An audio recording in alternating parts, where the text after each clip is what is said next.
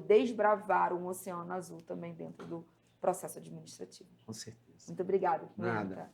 Pessoal, a gente vai prosseguir aqui. Aguenta firme aí, porque a gente está caminhando para os momentos finais do nosso workshop. Que riqueza, né? Que riqueza de conteúdo, que riqueza de estratégia, como a gente se complementa. E eu quero chamar aqui a minha parceira na comissão de cursos, vou levantar para recebê-la também. Oi. Doutora Manuela. O presente que o IAPE me deu, como a gente tem se conectado para buscar o melhor para você, advogado, para você, associado que está aqui no IAPE. Quero falar que se você ainda não é associado do IAPE, que você possa se associar, vir participar desse instituto extremamente colaborativo, que de fato entende a importância do estudo, a importância do conhecimento técnico, mas também que existe muito relacionamento de qualidade aqui também, para que a gente possa crescer junto e construir, né? Sem mais delongas, Manuela, ela é secretária da comissão de curso, está participando de diversas outras áreas dentro do IAPE, também uma mente brilhante, né? Está fazendo mestrado, é alguém que tem um olhar, uma visão muito ampla da advocacia previdenciária, e eu tenho certeza que ela vai trazer muita coisa boa para a gente agora, doutora Manuela. Ai, que emoção, gente. Recebi muitas pessoas, né, aqui com muito carinho. Eu também comecei no IAPE, tá?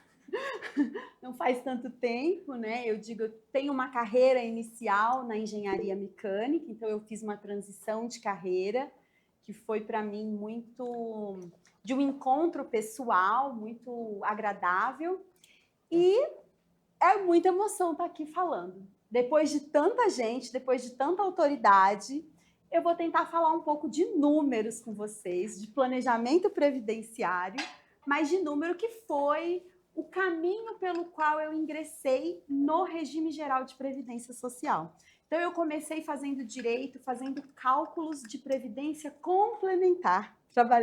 Estudei aí 5 anos de direito e fazendo muitos cálculos, né, para escritórios. E aí, nessa trajetória, quando eu decidi abrir meu escritório, estávamos aí naquela época, né, da emenda constitucional, né, de 2019, todo mundo falando de planejamento. Que negócio é esse de planejamento? Eu tinha um cargo de engenheira de planejamento. Eu falei, esse negócio combina comigo, deixa eu estudar. Então, nós vamos falar hoje um pouco de premissas econômico-financeiras para uma entrega diferenciada. Quais são as possibilidades e quais são os limites dentro do planejamento previdenciário? Gente, só vieram autoridades aqui, falaram de diversos detalhes.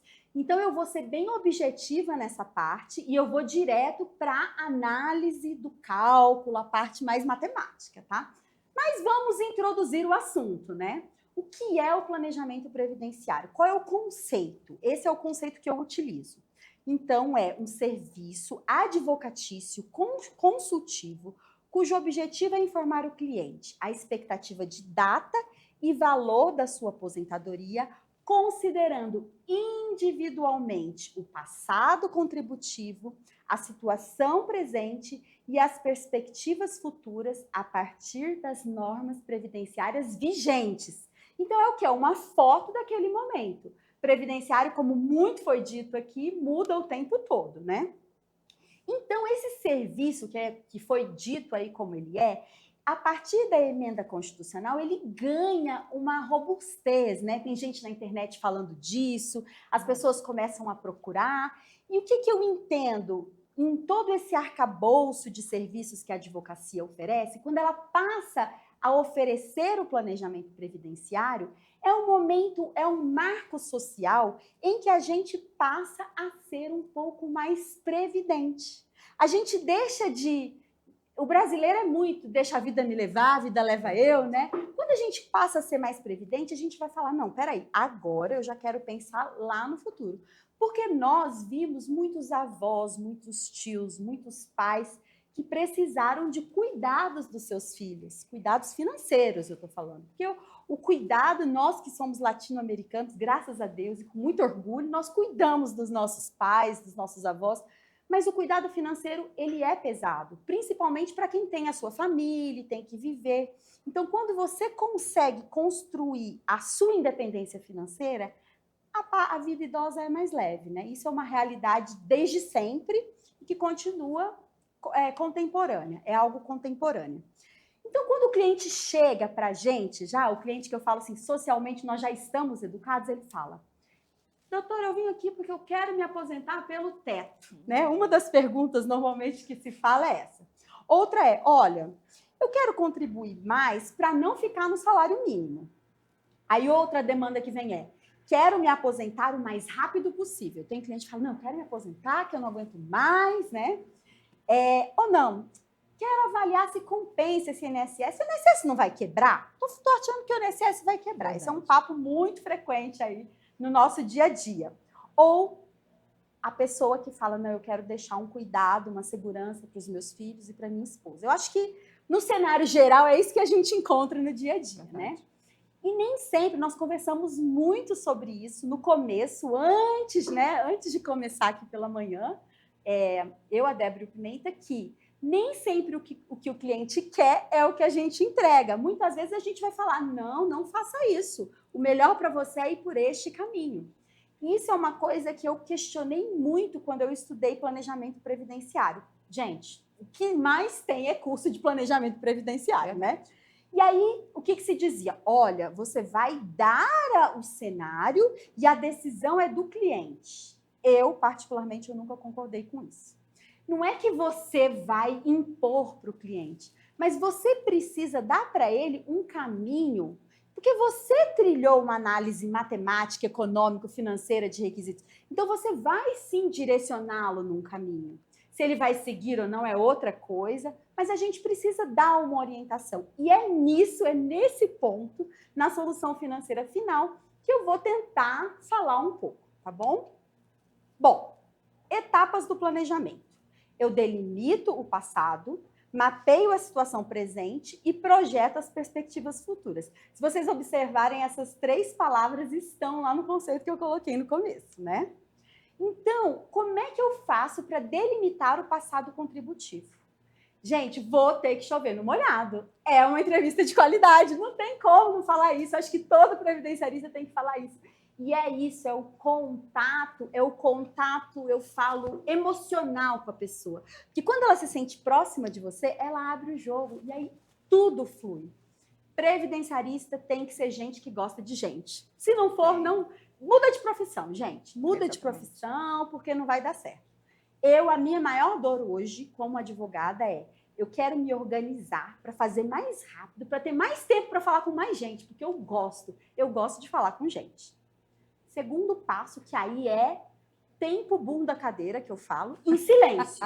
Análise documental. A gente precisa de silêncio absoluto nesse momento. A gente tem que pegar tudo aquilo que foi coletado na entrevista e olhar com cuidado, olhar com bastante carinho. E aí volto aí para a aula do nosso mestre, que acabou de dar, a aula do Pimenta. Não tem como eu analisar a documentação sem conhecer norma e sem conhecer decisões relevantes dos tribunais superiores. Porque são elas que vão me dar toda a estratégia para eu seguir o meu caminho. Gente, fiquei tensa aqui, porque eu mal comecei e já está falando que já foram 10. Mas vamos lá, eu vou acelerar, que eu sou boa nisso. Próximo passo, análise do CNIS. Aí, gente, aí eu falo que eu me sinto na vantagem por ser engenheira nessa hora. Porque, gente, o que é um CNIS? É uma matriz matemática. O que é uma matriz? Números, colunas e linhas. É aí que a gente toma decisões a partir do conhecimento que a gente tem e a partir dos documentos. A gente vai fechar o quê? Um diagnóstico. Como que essa situação vai ficar? Bom, qual é o maior desafio em todo esse processo na advocacia? Eu preciso ter segurança para definir o que será considerado ou não como tempo de contribuição, carência, em cada vínculo do CNIS ou na interpretação da documentação apresentada. Aí o desafio. Todo mundo passa por isso no planejamento. Claro que à medida que a gente vai fazendo e que os casos vão se repetindo, isso fica mais suave. Mas sempre é preciso atenção, porque sempre muda. Tomamos a decisão?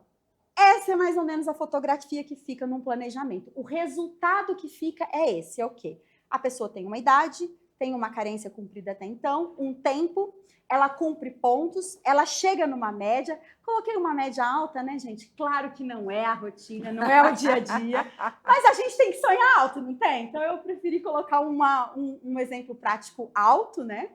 E é isso que a gente chega, mapeamento do presente. Gente, meu planejamento, querem copiar? É isso aqui no meu Wordzinho. Não tem muito segredo. É aí que a gente chega no mapeamento presente. Próximo passo. Temos que conhecer as regras. Não vou ficar ditando regra aqui, até porque eu tenho uma controladora de tempo aqui atrás, né? E ela tem cara de brava e ainda tem intimidade comigo, então eu não vou passar para frente. Mas esse material vai ficar para vocês. Esse é o material que eu coloco no meu planejamento. Se é mulher, vai ter essa tabelinha com essas observações. Ali as observações são a evolução de pontos ao longo do tempo, né?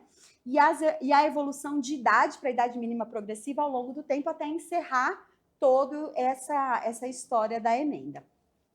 Mulher e homem. Isso aqui já fala assim, arroz com feijão para o previdenciarista, então vamos em frente, né?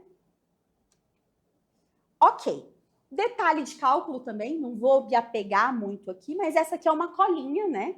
Então, que rapidamente, opa, tem 26 anos, é mulher, tem 26 anos, o coeficiente vai ser de 82%. É homem, tem 27 anos, o coeficiente vai ser de 74%, que é o percentual que eu vou aplicar sobre a média calculada. Simples assim, sem mais delongas. Chegamos aqui, gente. Esse é o momento da engenharia. É o momento da engenharia. Todo advogado que faz planejamento é um pouco engenheiro nesse momento.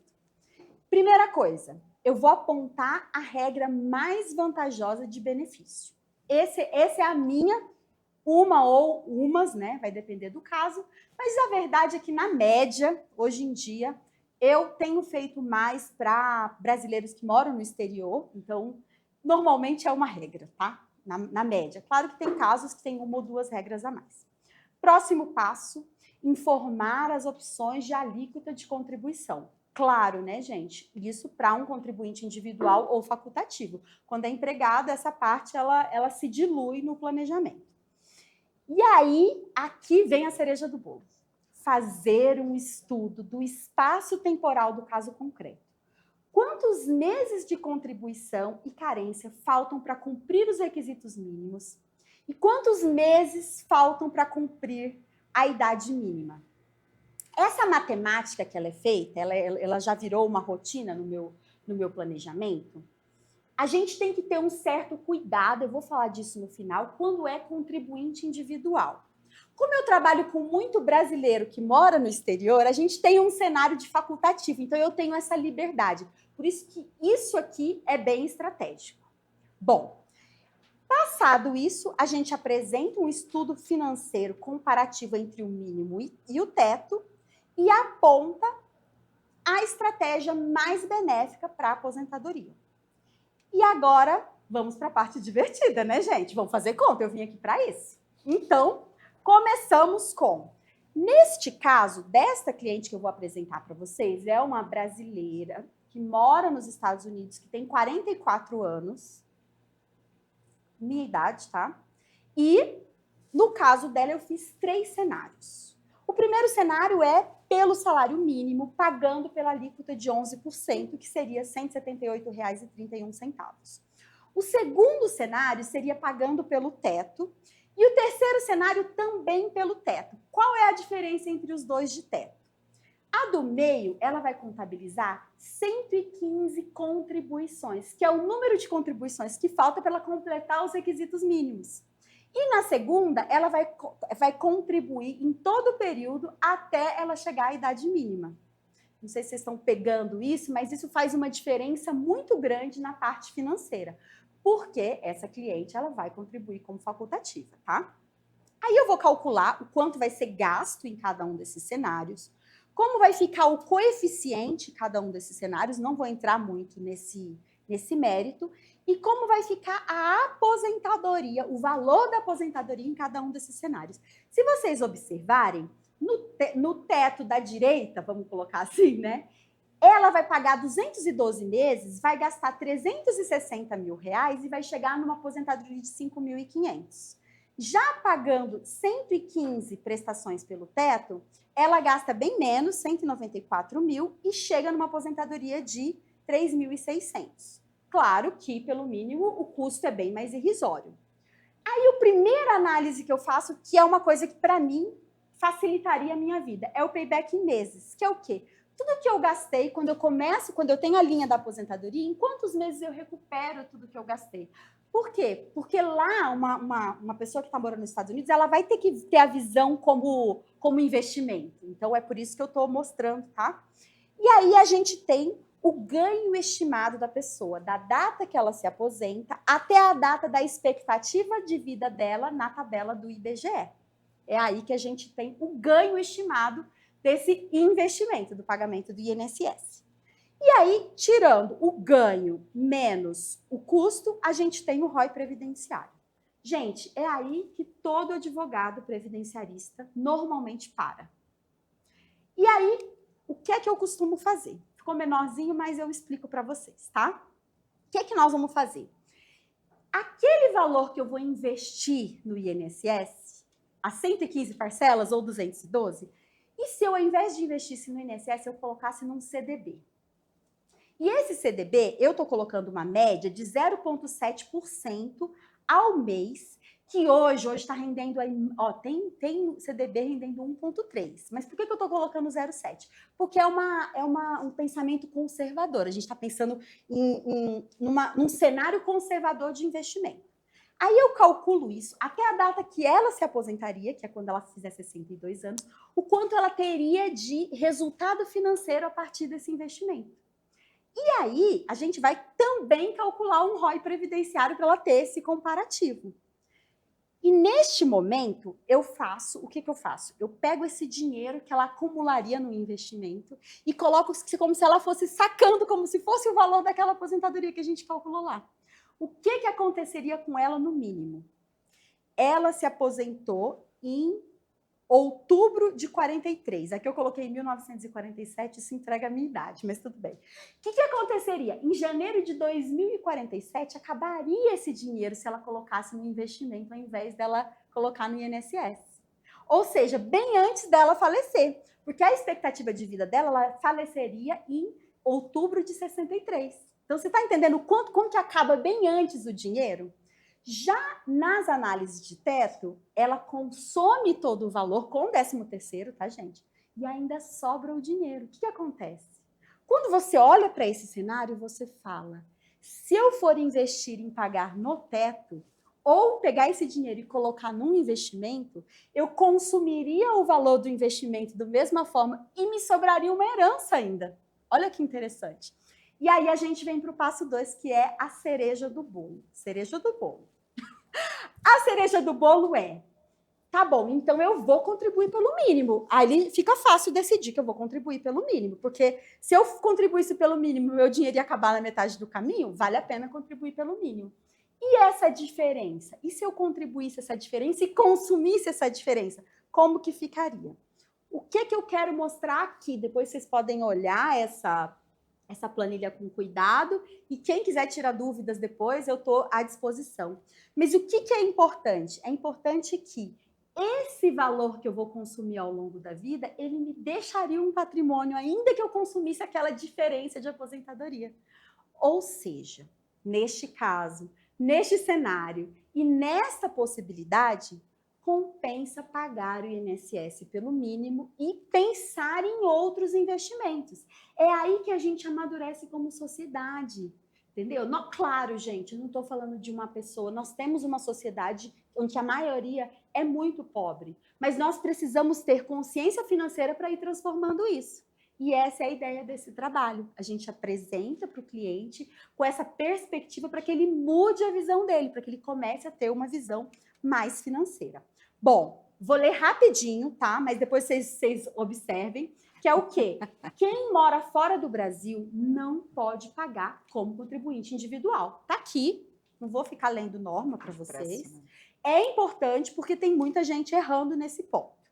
Bom, Aqui também eu vou passar, depois vocês dão uma olhada, mas tem essa visão de planos de contribuição, de alíquotas, todos esses detalhes.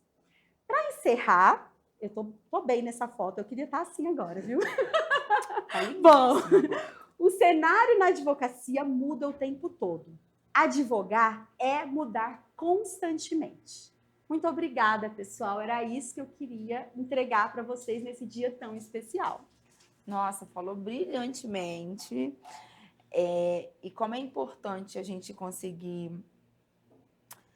entender, perceber, mas também direcionar o cliente. Eu também concordo que não é só entregar e o cliente decide. É claro que na entrevista a gente vai entender o que é o melhor benefício para ele, né? Se é o benefício mais rápido, Pimenta e eu no aeroporto estávamos conversando sobre isso, porque para mim pode ser o benefício mais vantajoso, para você pode ser o benefício mais rápido, mas é óbvio que, eu vou dizer o que eu faço também no meu planejamento, ao final eu coloco para ele a minha indicação enquanto especialista. Perfeito, perfeito. Ele vai ter as opções, eu sempre faço o desenho para ele 3 cenários, um no mínimo, um no teto e um intermediário, porque dependendo, o meu cliente é um cliente mais hipossuficiente, então se colocar sempre no teto, talvez vira um plano que ele não vai executar. Uhum. Então eu sempre coloco um intermediário ali ao meio e até algumas hipóteses também, se porventura ele deixar de contribuir algum tempo.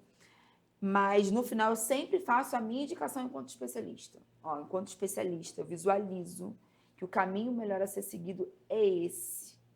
E algo também que eu tenho incluído nos meus planejamentos é trazendo a família dele. Muito bom. Questão de pensão por morte, principalmente para homens, eles não pensam que um dia a mulher pode ficar desprotegida. A gente sabe que tem uma categoria que era para resolver um problema, mas criou um, que é o MEI.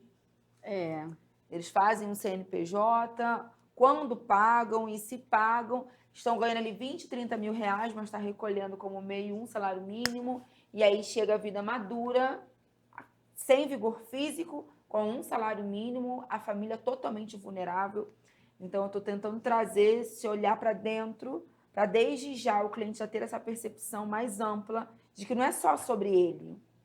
A família, às vezes o filho quer fazer uma faculdade, um intercâmbio, vai ajudar, o filho quer casar, então eu estou começando a inserir no meu atendimento também essa visão de proteção, guarda-chuva mesmo, né? Porque ele não está sozinho. Dele trazer também, quem é que está debaixo do guarda-chuva com você? Não, eu tenho a minha esposa, eu tenho a minha mãe que eu cuido, eu tenho o meu filho, né? Para a gente tentar trazer também esse olhar, porque apesar de muitos, né, nos procurarem para fazer um planejamento previdenciário, talvez 60% ou mais, sendo bem legal. Bem legal. Guarda na gaveta. Não executam. E é uma pena, porque pode ser transformador para a vida deles no futuro, ter uma vida mais madura, com mais tranquilidade. Manuela, foi um prazer lhe ouvir, é um prazer caminhar com você na comissão de cursos.